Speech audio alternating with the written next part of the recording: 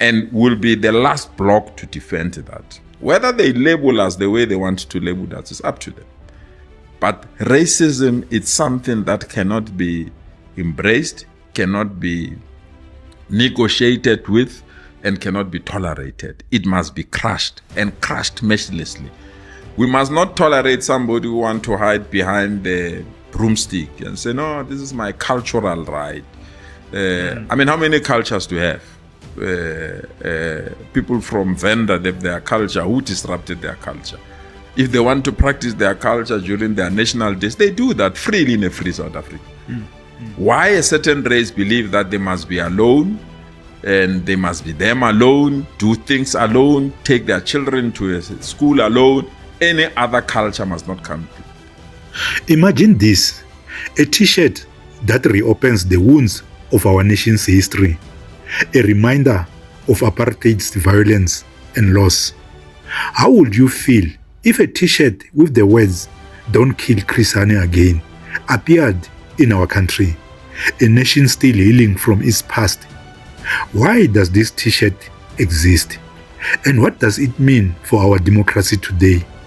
And more importantly, why is Panyaza Lesufi bringing up this t-shirt now, so many years after Chris Hani's assassination? Is there a hidden message here? Perhaps an attempt to unseat the current ANC leadership, as some critics allege. Recently, a political storm broke out when Panyaza Lesufi, Premier of Gauteng and Chairperson of the Gauteng ANC, appeared wearing a t-shirt with the message, "Don't kill Chris Hani Again." Chris Hani, a hero of our struggle, symbolized the hope for the oppressed. His assassination in 1993 nearly shattered the fragile peace of our newly born democracy. Now, years later, evoking Chris Hani's memory and arguing those seen as enemies of the black struggle not to repeat the horror has left many asking, what does this mean? But why now? Why is Panyaza Lesufi choosing this moment to bring up such a powerful symbol? Is he simply reminding us of the painful lesson of our past? Or is there more to the story? Some allege that Lesufi may be sending a message to the ANC leadership, one that needs decoding. Is this an attempt to challenge the party's direction, or even to unseat its current leaders? You know, when I saw Panyaza wearing the t-shirt he was wearing, I asked the meaning of that. Even in philosophical terms, I didn't understand it properly. What does he mean by that and all of that? Who is he directing that to? And then obviously we live in the world of a lack of engagement. So I discussed with them, I discussed with Panyaza, he explained to me. And then I discussed with the leadership of the province. And I said, we shouldn't sustain perceptions through reckless communication. Because we give an impression where there is none, that like Gauteng is defiant. We embraced ourselves to say, regardless of the limitation of the outcome, we will defend what Chris Hani stood for. But you go to negotiations and have other political parties that their mission is to kill the ANC. Their mission is to eliminate the ANC.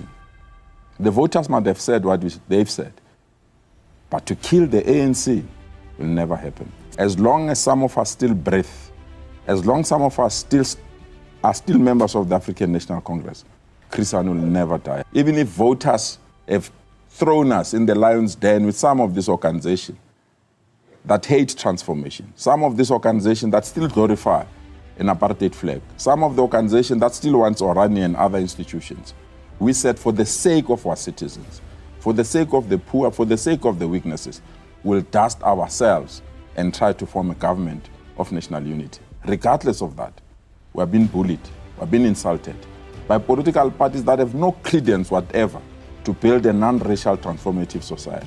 And if they think they can kill Chris Hani again, we are the last line to defend that, and it will never happen. Fikile Mbalula on the channel last week, Sunday, and he spoke about your behavior borderline being ill-disciplined and rogue. What do you make of that? What's actually going on there? I had a session with the national leadership of the ANC. We cancelled each other, and on the basis of that, this matter is closed. So I don't want to go in a boxing ring with any leader of the ANC. I respect all my leaders, and I'm not going to allow any person to use my name either to divide the ANC or undermine the ANC. I'm under the strict discipline of the African National Congress, and any other person that has challenges with me, I'm more than willing and available to deal with those things. But I can't use public platforms to deal with matters that affect the ANC. So according to you, it's been sorted out. I mean, I wish I had time. I wanted to actually play you that soundbite of, of the SG. But I mean, he was quite vocal about the fact that it's almost as though there's a campaign out against him as a Secretary-General. And according to you, the matter has been finalized. You're all in good standing. There's an agreement of how Gauteng should be run. And he remains the Secretary-General of the ANC, and I respect him for that. And I will never use public platform either to insult him, undermine him. He's the leader. I will respect that role that he's playing, and all the other people that are trying. And exactly those formations and people that are writing stories about me that makes some of the leaders to feel the way he's feeling. I'm okay, I'm fine. And I have no agenda against our Secretary-General, and I'm on record that I really believe I'm focused on the task that I need to do in Gauteng, and those are the tasks that I will execute. This isn't just about a t-shirt. It's about our values, leadership, and honoring those who sacrificed for our freedom. When ANC Secretary-General Fikile Mbalula publicly questioned Lesufi, expressing deep concern, it exposed the fractures within the party. How did we reach a point where even a symbol of unity and liberation becomes a source of conflict? Welcome to Inkari. It's time where we unpack the issues that matters to you, the South African citizen. I'm Kondos, and today we are delving into a controversy that has stirred up our political scene. The t-shirt incident involving Panyaza Lesufi, the reactions from Fikile Mbalula, and the deeper meaning behind it all. Is this just a political maneuver, or does it reveal something more profound about our leadership and the values that should guide us? Let's break this down. Panyaza Lesufi, known for his vocal stance on equality and education, made waves with that t-shirt. The message, "Don't kill Chris Hani again," sparked widespread anger and disbelief. But why would Fikile Mbalula be troubled by a t-shirt that pays homage to Chris Hani, considering that he and Hani share a history of fighting for justice? Has Mbalula drifted away from the struggle of the marginalized, given his apparent discomfort with Hani's legacy being highlighted in this way? And yet one question lingers. Why now? Why is Panyaza Lesufi bringing up this message at this moment, decades after Hani's assassination? Is it a strategic move against the ANC's current leadership, as some detractors suggest? Or is he sending a message that we as citizens need to decode carefully? For some, it felt like a betrayal of the spirit of what the Hani stood for: equality, freedom, and the fight for the rights of the oppressed. But the reaction didn't end with the public. Fikile Mbalula's remarks to Panyaza Lesufi, "Why are you wearing this t-shirt?" brought to light deeper divisions within the ANC. Mbalula's concern is not just about the t-shirt, it's about the identity and direction of the ANC itself. Are they losing touch with the values that once united them? Anyone who leaves his own organization to join the ANC is actually committing suicide because you are jumping into a sinking ship.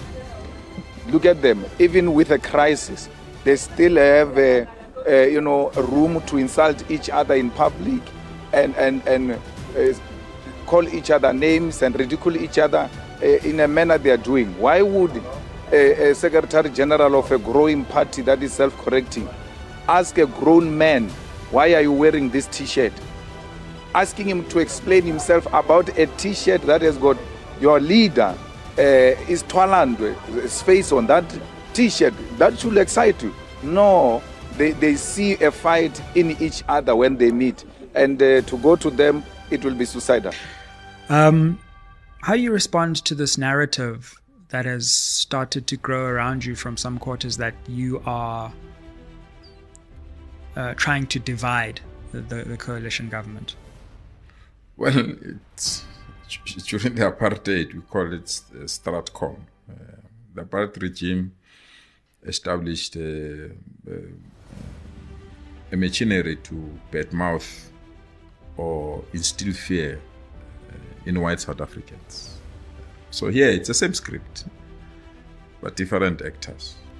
During that period, the apartheid regime said or planted a message of swart gevaar.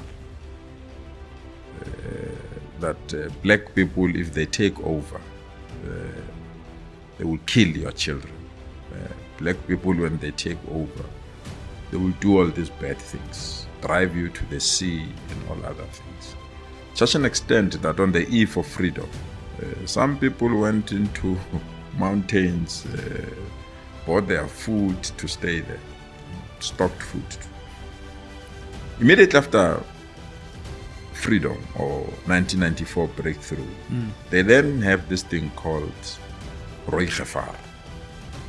Everything is communist. Communist wants to take over the ANC, and when communists take over the ANC, your property is our property, your food is my food. So they planted that message.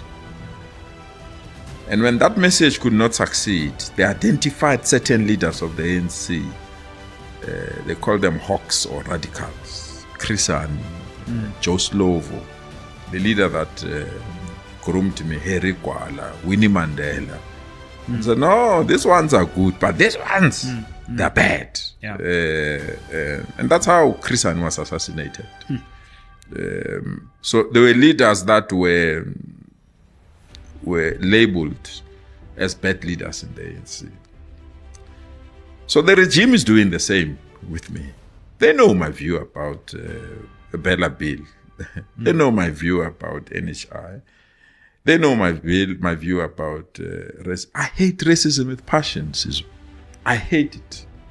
But I'm addicted to non-racialism. You can't claim, because racists are mindless, useless, poor thinkers, selfish and greedy. They feel everything belongs to them and them alone. Any other person must join on their terms. So you must be this black person that listens to them, dance to their tune. And I'm not that person. I'm not going to do that. I'll never dance to a tune of a white person who's racist in particular. I'll never dance to a tune of somebody who feels that they're superior. I'll never dance to a tune on somebody that feels that they've got the birthright to control our lives and other things. They might have oppressed our grandparents and succeeded. They might have oppressed our parents and succeeded. We tested them and defeated them. And they can't reverse that defeat by wanting to oppress our children and our children's children. It will never happen. Chris Hani's legacy reminds us of a time when leaders inspired hope and fought for a better future. This controversy goes beyond a t-shirt. It's about our future, our heroes, and the kind of nation we want to build. Can we afford to let internal political battles distract us from the real struggle that our people face every day?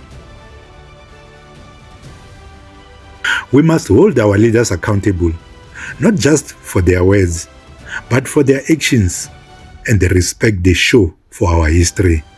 Let's ensure that the sacrifices of our heroes like Chris Hani are never reduced to empty slogans or careless gestures. If you believe that our leaders should honor our history and focus on building a better future, hit the like button, share this video, and subscribe to Inkari. It's time. Join the conversation in the comments.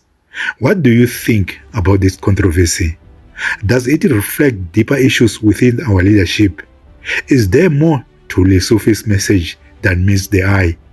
Let's speak up, South Africa, because Inkari, it's time to share your thoughts.